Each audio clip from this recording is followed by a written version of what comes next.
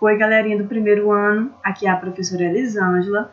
Nós vamos corrigir nessa aula de hoje algumas atividades anteriores, tá bom? A atividade 4 e a atividade 5 de biologia. As atividades, elas foram do livro didático de vocês, certo? A atividade 4 se encontrava na página 76, questão 8, 9 e 10. Atividade 5, na página 77, questão 4, e na página 101, questão 8. Vamos aqui iniciar pela questão 8 da página 76. Gente, essa questão era apenas de completar, né? Tinha lá o texto na questão 8, a célula apresenta citoplasma repleto de canais, bolsas e outras estruturas membranosas, uma das quais é o núcleo. E aí, galerinha? Que célula é essa, né? Nós vimos na aula, lá na descoberta da célula, dois tipos de célula. Célula eucarionte e a célula procarionte. Eu coloquei até essa animaçãozinha dizendo o que cada uma tem, né? E o que elas não têm. A gente já vê aqui, ó. Citoplasma repleto de canais, bolsas e estruturas membranosas. Isso seriam as organelas, né? Quais são as células que vão ter essas estruturas membranosas? Vão ser as células eucariontes, tá bom? E aí ela vai ter aqui, ó, o núcleo, né, bem definido, ok? E a célula procarionte, ela não vai ter aí essas organelas, ela vai ter ribossomo, vai ter material genético, vai ter membrana plasmática, mas ela não tem as organelas e o seu material genético se encontra espalhado ali no citoplasma, tá bom? Então, vocês já sabem a resposta, né? Então, vai ser aí a célula eucariótica. Galerinha, aqui não são vários acentos, é só por causa dessa fonte, né, que eu escolhi. E aí, tanto os pinguinhos dos is como os acentos, certo? São tudo a mesma coisa. Então, colocaram aí célula eucariótica, acertaram. Vamos aqui para a nona, né? Também de completar. Uma célula sem núcleo e organelas membranosas no citoplasma, características de bactérias e árqueas, é chamada de... E aí, galerinha, já sabem? A gente acabou de explicar no slide anterior, né? As células que compõem, as células que são características de bactérias e de árqueas são as células procarióticas, certo? Então, colocaram isso daí? Se sim, acertaram, né? Vamos aqui para a questão de número 10. De acordo com a teoria celular, apesar das diferenças do nível microscópico, né, de tamanho aí desses organismos, todos os seres vivos são semelhantes em sua constituição fundamental, uma vez que, alternativa A, compõe moléculas orgânicas, contém moléculas orgânicas, né? Alternativa B, se originam de gametas. Alternativa C, são capazes de se reproduzir sexualmente. E D, são constituídas por células. Pessoal, aqui está falando, né, de algo importante aqui, ó, a teoria celular. Vocês lembram das premissas dessa teoria?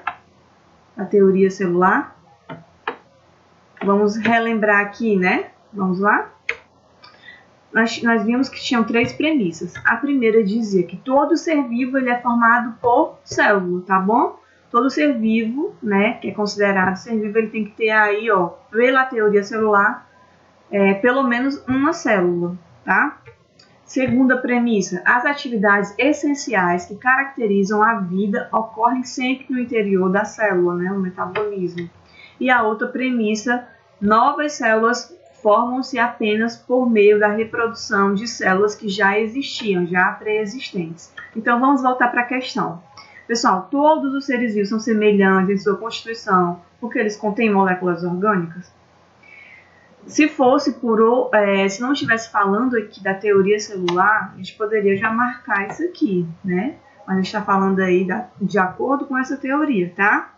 Se originam de gametas, nós vamos ter aí organismos, né, que eles vão ter reprodução assexuada, que não vai ter a presença de gametas, tá bom? Então, aqui a C também já vai eliminar, né? Então, de acordo com a premissa, a alternativa correta é a alternativa D. São constituídos por células. Colocaram isso daí? E sim, ok. Vamos para a próxima questão. Essa questão é sobre microscopia, tá? Quando a gente estudou lá do microscópio, as lentes, algumas partes do microscópio, né? Quando se usa o microscópio, é importante saber de quanto o instrumento ampliou a imagem do objeto. Se, por exemplo, na ocular estiver marcado 5 vezes e na objetiva 12 vezes, a ampliação é de... E aí? Vamos lá? Não sabe, Ninho? Gente, vamos só relembrar. Aqui são as células. As células, não, desculpa, né? São as lentes, o quê? Objetivas, certo? São aquelas que vão formar aí a imagem.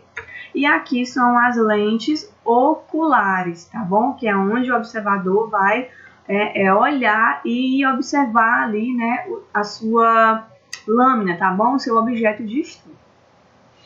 A gente viu que para a gente saber a ampliação, tanto da objetiva e a ocular, elas vão ter aí uma ampliação, né? A gente tem que fazer uma conta bem simples de multiplicação, tá bom?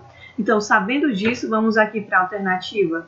Gente, ó, vai ser 17 diâmetros, 7 diâmetros, 60 diâmetros ou 2,4 diâmetros. É só a gente multiplicar, né? 12 vezes 5, que vai dar o quê? Continha rápida aí na calculadora. 60 diâmetros, tá bom? Então, vai ser uma conta de multiplicação, ok? Colocaram isso daí, gente? Se sim, vocês acertaram. Vamos para a próxima questão. Questão aqui, número 8, da página 101, né? Essa questão dizia o seguinte. O esquema representa parte da membrana plasmática de uma célula eucariótica. Aqui já é sobre o conteúdo aí, a introduçãozinha, né, sobre membrana plasmática. Aqui corresponde X e Y. Aí nós temos a imagem, tá? Gente, essa imagem aqui é uma foto do próprio livro de vocês, né? E ele pergunta quem é X e quem é Y. Vamos só relembrar aí as partes fundamentais, né? O que constitui aí a membrana plasmática. Nós vimos na aula anterior que a membrana plasmática ela é formada principalmente pelos fosfolipídios, certo? Né, que vai ser essas estruturazinhas aqui, tá bom? Onde eles vão ter o quê? Ó, uma cabecinha, né, que vai interagir com a água, certo? Que vai ser polar. E essas perninhas aqui, né, formadas por ácido graxo, certo? Que vão ser apolar, né? E aqui vamos ter os fosfolipídios. Então, vamos ter uma dupla camada de fosfolipídio.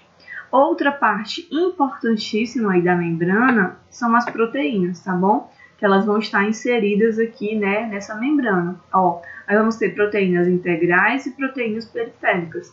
Integrais, aquelas que ocupam toda a região aí da camada fosfolipídica, certo? Da bicamada fosfolipídica. E as periféricas são aquelas que vão ocupar só uma região. Então, nós já sabemos aqui, né, o que constitui essa membrana. Quais são as estruturas aí? Gente, e aqui nós vimos também, lá quando a gente estudou, né, sobre o modelo mosaico fluido, que essa membrana, ela não é estática, tá bom? Ela tem uma certa fluidez. Tanto os fosfolipídios como as proteínas, eles vão estar em movimento. Vai ter aí um dinamismo, né, nessa membrana plasmática. Vamos responder aqui, gente. O X, né, como a gente já viu, o X está bem aqui, ó, certo? Né? Ele está representando o que é aí, ó, os fosfolipídios. Quem colocou fosfolipídios, ok. Quem colocou bicamada fosfolipídica, ok, certo? Gente, o Y, né, vai estar representando aqui, ó, uma proteína, né? Quem colocou proteína integral, ok, tá bom? Quem colocou só proteínas, ok, beleza? Se colocaram isso, acertaram, né? Vamos para a letra B. Explique usando o modelo do mosaico fluido para a membrana plasmática, né? Para a membrana plasmática. Como se dá a secreção de produtos do meio intracelular para o meio extracelular. Então, é só para explicar aí como é essa saída de substâncias, tá bom? Nós não estudamos ainda as organelas, né? Que vão ser responsáveis pela secreção, pelo transporte, tá bom? Dessas substâncias, né, dentro das células, mas nós vimos algumas coisinhas na aula passada. Vamos aqui só relembrar rapidinho. Nós vimos a composição da membrana plasmática, né, que era de fosfolipídios e proteínas, certo? Por eles serem, né, essas várias pecinhas, aí a gente chama, assemelham-se, né, a um mosaico, tá? Nós vimos as funções dessas proteínas, nessa membrana, né? Só relembrando, controle de substâncias controla a entrada e a saída de substâncias. Então, olha aí a dica, né? Quem que vai ajudar nessa saída de substâncias aí, certo? São sinalizadoras, reconhecimento de fatores físicos e químicos, né? Falamos também de permeabilidade seletiva, que a membrana ela permite que as substâncias entrem na célula e saem, né? E tem aí a saída, certo? Só que vai ter esse controle. Quem vai fazer isso daí também, né? Vão ser proteínas que vão estar envolvidas nesse transporte, tá? A gente ainda vai estudar na próxima aula, certo? Transportes pela membrana, né, gente? E aí, gente, isso constitui esse modelo mosaico fluido. São essas pecinhas, os fosfolipídios e proteínas, dando ali num dinamismo, uma fluidez, uma movimentação. Isso é esse modelo mosaico fluido. Isso é que vai permitir essa entrada e essa saída de substâncias. Então, a gente viu aí, né, que essas substâncias, certo? Ó, eles têm um certo movimento, né? Eles não ficam aí estáticos, parados. E aí, gente, essas substâncias vão sair da célula ultrapassando aí a própria camada de fosfolipídio, certo? Nós vamos estudar isso aqui depois, ver que isso aqui é uma difusão simples, né? Vamos estudar o transporte ativo, transporte passivo, certo? Difusão simples, facilitada, osmose, tá bom? Vamos estudar também transporte em bolsas membranosas, tá? Se aprofundar mais nesse conteúdo. Gente, algumas moléculas, algumas substâncias, elas não conseguem passar aí pela camada de fosfolipídio, então elas necessitam aí que uma proteína faça, né, esse trabalho. Nós vimos que uma das funções das proteínas é isso, esse transporte também, esse controle, tá? E aí, nós ainda não estudamos ainda, mas nós vamos estudar que existe esse transporte também em forma de bolsas membranosas dentro da célula, tá ok, gente? Então, agora ficou mais fácil de responder essa questão. Vamos aqui para a resposta, né? A passagem de substâncias do interior para o exterior das células pode ocorrer através das proteínas que compõem a membrana plasmática. Quem colocou até aqui, gente, ok, tá bom? Vocês não tinham ouvido falar ainda, né, sobre bolsas membranosas, tá? Até aqui tá ok. Pode ocorrer também pela fusão das bolsas de secreção com a membrana, que foi o que a gente explicou no slide aqui anterior. Pessoal, quem colocou isso, belezinha, acertou, né? Aqui eu tenho uma resposta mais elaborada, que eu peguei em um site, tá bom? Da mesma com essa questão, né? Então vamos lá. As vesículas de secreção têm seu conteúdo delimitado por uma membrana lipoproteica semelhante à membrana plasmática. A vesícula se desloca até a superfície da célula, onde ocorre a fusão entre as camadas bilipídicas da membrana da vesícula e as da membrana plasmática. Como resultado, o material da secreção passa para o meio extracelular. Gente, isso aqui, resumindo, são essas bolsas membranosas, certo? Tem a membrana da bolsa, né? Que ela vai ali, ó, se unir com a membrana plasmática e aí, certo? Vamos ter tanto a entrada, né, dessas substâncias, tá bom? Como a saída dessas substâncias através dessas bolsas membranosas. Próximas aulas nós vamos estudar isso daqui. Não percam as próximas aulas, viu, galerinha? Os vídeos, né? Assistam os vídeos. Então, a aula de hoje era isso, tá bom?